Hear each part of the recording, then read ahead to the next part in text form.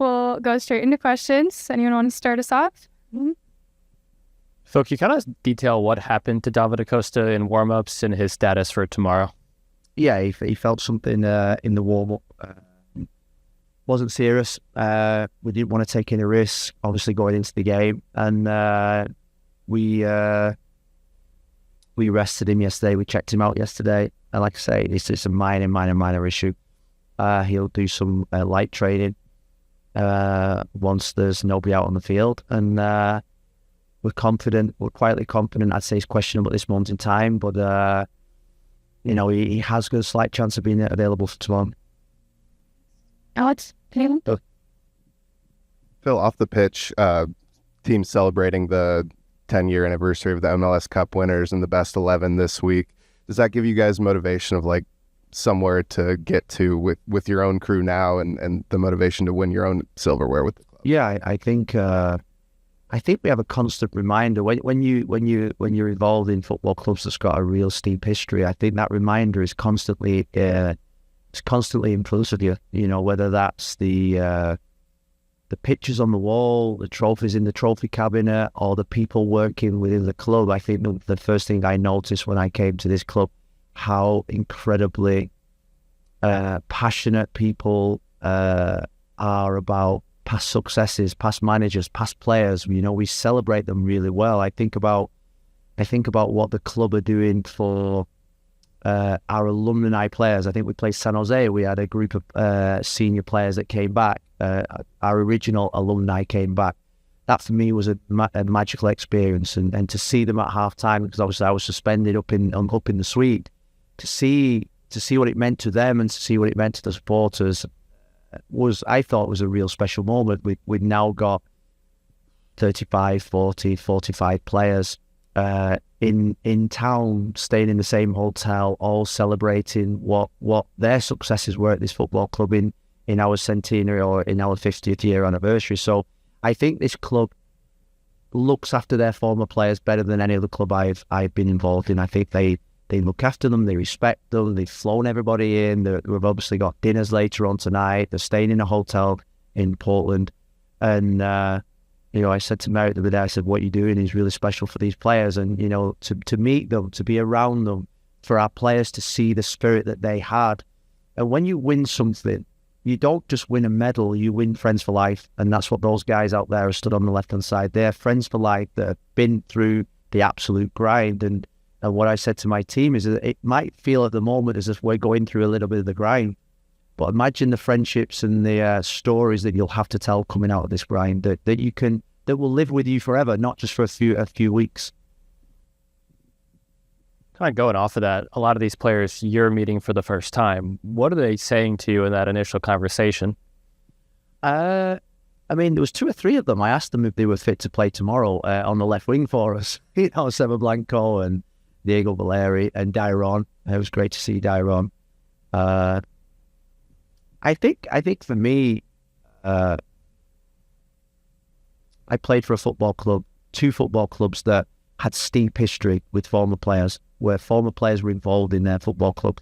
And so today, I think the big thing is for us to respect those players that are coming back. Those players that are out there watching us train today are the players that left the club in a better place. It's why Portland have a really, really strong history in the MLS, because of those players out there. We need to give them the respect that they deserve.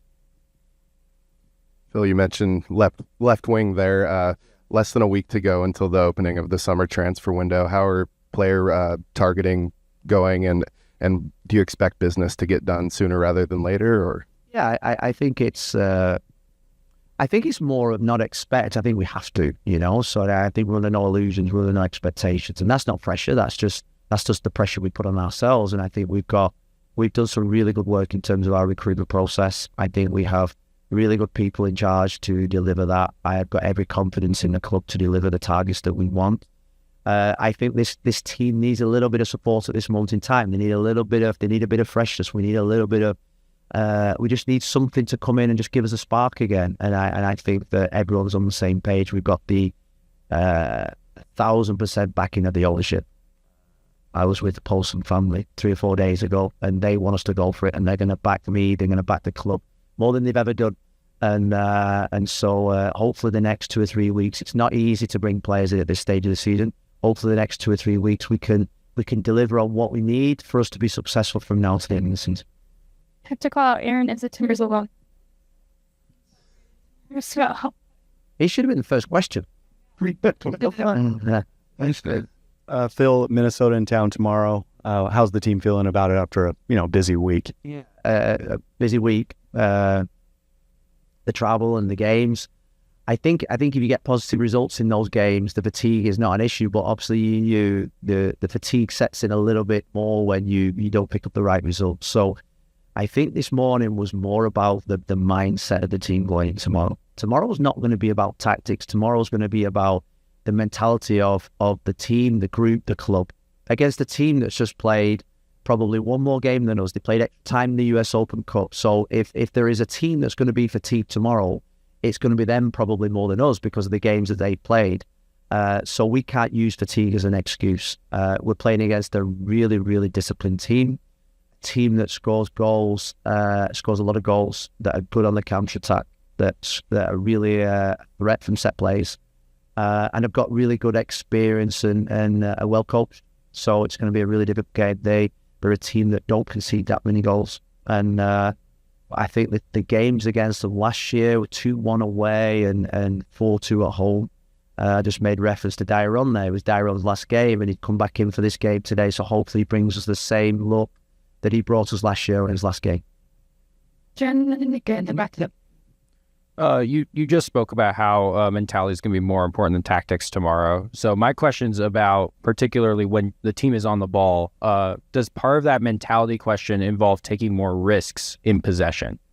Yeah, I'd say I have to take responsibility for I'd say the last 2 or 3 games because I think we've played a little bit too much cautious. I think we've played cautious. I think we've played a little bit with doubts in our minds. And sometimes when you lose a little bit of confidence and a little bit of the insecurities or whatever happens to footballers kick in, I think as a coach you need to give them more responsibility. You need to make them braver, and you don't make them braver by taking safe options. We want to take risks. Part of our philosophy, and my philosophy, is to win games of football you've got to take risks, and to take risks you need to provide a platform for the players to go out there and enjoy taking those risks without being punished or without being criticised. And so I think that's the big thing I've reflected on myself, and the accountability I've reflected on myself is that sometimes when you're in these little wobbles, is that just playing A to B, the communication is really important, is that no, we want our players to take risks. We want us to go forward. We want to be more,